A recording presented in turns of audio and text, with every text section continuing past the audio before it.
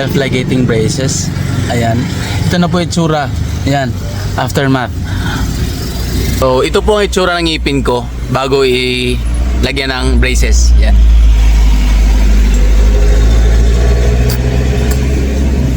So, medyo sungki-sungki talaga. Yo, what's up mga idol? Welcome back to my YouTube channel. Kumusta kayo? So, for today's video, andito ako ngayon sa dentista. So, may nag-recommend kasi sa akin dahil sa ngipin ko. Ayan. Ayan naman. So, magpapa-braces tayo. Ang tawag sa braces na yun ay self-ligating. Self-ligating, bali siya na mismo mag-a-adjust ng kusa. Hindi mo na kailangan na bumisita sa dentista every 3 to 4 months, ganito. Tulad ko, mga seafarer dyan, tulad kong seafarer dyan, mas advisable to sa atin. Para sa atin to. Baka ng barko 8 months saka pa lang natin ipagawa sa doktor.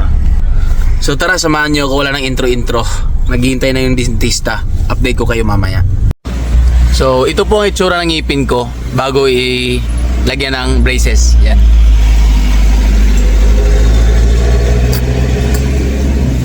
So medyo sungki-sungki talaga. Kahit yung ex ko sabi, pangit daw ng ngipin ko. Kaya pagawa natin ngayon. Let's go guys, samahan nyo ako sa journey na to. Sana din mga idol at maganda magiging resulta nito. Siguro 1 taon o depende sa movement ng ngipin.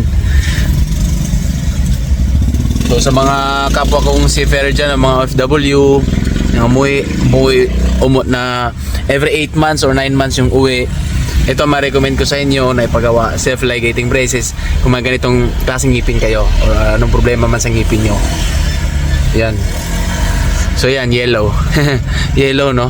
Madilaw talaga ang ngipin ko, pero matibay yan. Sabi nila, pag dilaw daw, matibay. At mamaya i-reveal na lang natin kung magkano ang nagastos ko dito. Okay? So tara, samahan nyo ako sa journey ko mga idol. Let's go! Pag tumanda, diba, naka-wheelchair na. Ano yung lagi ka siyang sa naka-wheelchair? Paano mo, ma? Wala yung masakit sir. Masakit pag nalagay. Ilang araw po yung sakit nun, ma? Depende po sa tolerance mo. Yung iba araw lang. Yung iba, pwede hindi naman nasasaktan. So before pala po nito mga idol ay required po na magpa-x-ray. X-ray muna natin ating ngipin bago i-execute ang braces natin. At dun sa x-ray na yon ay dun madadiagnose or babasahin ni doc kung pwede ba nating lagyan ng braces ang ating mga ngipin. Our hearts beat to the city streets. We began to feel the fire. We rise like tall buildings as the chemicals they take us higher. The night's young and it's just begun as she puts her hand in mine. We wanna chase the night, wanna dance to the light, pull the stars from the sky. Just Dapat mapanood natin yung vlog mo. Ito na mga idol, mga mamiya. Natapos din. So almost 1 hour mga idol. Ano din? Ito na. Ano ka? Ito na yung tsura ko ngayon. Ano ka? Nakaumbo na yung muso ko. Ano subscribe? And big thanks po sa Beyond Smiles dito sa Vermont, Calamba, Laguna. So sa mga taga Calamba dyan, taga Cabuyao at mga karatig syudad dito sa Laguna, highly recommended ko po sa inyo ang Beyond Smiles dito sa Vermont. Yan po, si Doktora Josel. Thank you po, Doc.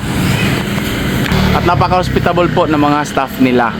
Ayan po ang cell number, or i-PM nilang po ako para mabigyan ko po na kayo ng info about sa kanila para makontak nyo sila. Okay po? So, yun na po mga idol, tapos na ang ating self-ligating braces. Ayan. Ito na po yung tsura. Ayan. Aftermath. So, sa ngayon, sobrang naninibago pa talaga ako. Ginaganon ko ng dila ko, pero wala eh. Tiisin natin. Kasi kakaganda nating ngipin. Sa mga kapwa ko seafarer dyan, mga OFW, nirecommend nila ganitong klaseng braces, yung self-ligating. So kusa lang siyang mag-a-adjust sa sarili niya, lalo na malayo ang trabaho natin. So minsan lang tayo makauwi at makapagbisita sa mga dental clinic. So nagtagal din ng almost 1 hour ang paglagay kasi nung una ay nilinisan po ni doktora. Hindi naman masakit, sa totoo lang walang sakit, walang anesthesia, wala po. So sa ngayon, ang mga 2 oras na nakalipas, wala naman pong sakit so far. Siguro pag naggumalaw na yung ngipin, sabi ni doktora ganon, pag gumalaw na, doon nasasakit. Oh my God, sanay na tayo sa sakit na yan. Tapos yun, i-reveal na rin po natin kung magkano nagastos natin. So medyo madugo, tingnan nyo po yung pawis yun, lalaki. Ayan, so siyempre pinag-ipunan ko pa talaga yon. Pinag-ipunan ko yon, hindi ako lumalabas ng barko para kumain sa labas o mamili. So tingnan nyo po yung damit ko, last contract pa po ito, hindi ako namimili kasi alam ko paano mag-sacrifice para sa gusto ko mangyari sa buhay ko in the future. So ito po, pinag-ipunan ko siya ng 8 months, ayan. So gumastos po ako, nagbayad po ako ng 80,000 po. Ayan po yung nabayad. Tapos pwede naman po siyang installment, wala naman po interest. So sa akin, binayaran ko na ng yun, cash kasi ganun din, magbabayad din ako in the future. So bago pa man magamit ko ang pera ko, binayaran ko na. So yun po nangyari. So sana maganda ang resulta after 1 year. So abangan po natin ang update nito after 1 year. And take note mga idol, sa pricing pala, sa 80k na yon, wag po tayo mag-rely sa isang clinic lang. So yung 80k sa clinic na pinagawan ko, pero iba't ibang clinic, iba't ibang presyo po yan mga idol.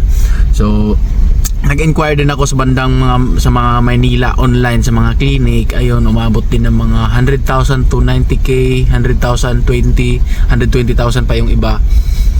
Tapos yung iba upper lang, tapos ito up and down na po. So ayan, trusted ko naman po itong clinic na ito kasi dito po ako talaga lagi nagpapapasta every time magpa-medical ako. Kung may problema ako sa ngipin ko bago sumampa ng barko, dito po talaga ako lagi. Tapos yung anak ko, yung ate ko, mga pamangkin ko, dito po kami nagpapagawa. Ulitin ko po, iba't ibang clinic, iba't ibang presyo yan. So most of the time po, mas mura sa probinsya, sa mga provinces, kaysa sa malalaking syudad, mga clinic. At sana may nakuha kayong ideya kung kung magkano, anong itsura ng ito po. Yan. Ito po ang mangyayari sa ngipin nyo pag nagpa-self-ligating kayo. And big thanks po kay Dr. Josel again, once again, tapos yung staff niya. Nakalimutan ko yung pangalan po ni Nanay. Thank you po sa inyo, Nay. Alam ko nanonood po kayo. Shoutout po sa mga pogi at mga magaganda kong subscribers dyan. Thank you for watching. God bless.